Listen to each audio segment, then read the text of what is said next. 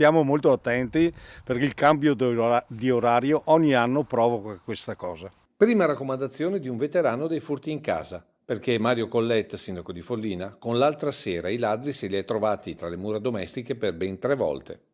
Sono saliti sul tetto di questa parte più bassa, hanno smontato lo scuro e poi hanno praticato un foro nel serramento e sono entrati senza far rumore, senza far niente. Tutto questo è capitato quando?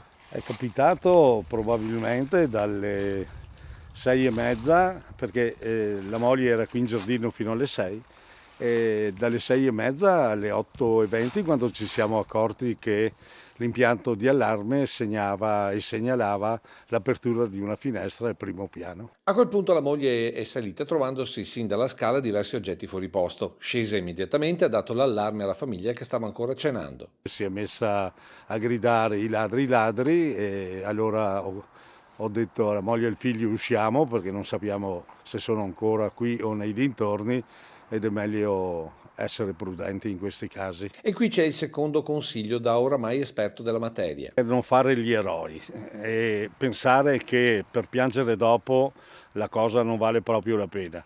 Per tutte le cose che possiamo avere in casa non vale la vita di una persona, per cui è meglio essere prudenti e chiamare le forze dell'ordine che sono le uniche che sono in grado di difenderci. Terzo consiglio, mettersi in sicurezza. È meglio non incontrarli per qualsiasi buon motivo, per cui siamo usciti di casa perché mica sapevamo se erano ancora sopra e scendevano sotto. Infine un messaggio, il sindaco lo lancia al palo e al ladro in azione l'altra sera, probabilmente parte di una banda che ha agito contemporaneamente anche a Follina e Pieve di Soligo. E lasciate in pace quei poveri cittadini che abitano soprattutto nei paesetti che non c'è niente da portare via.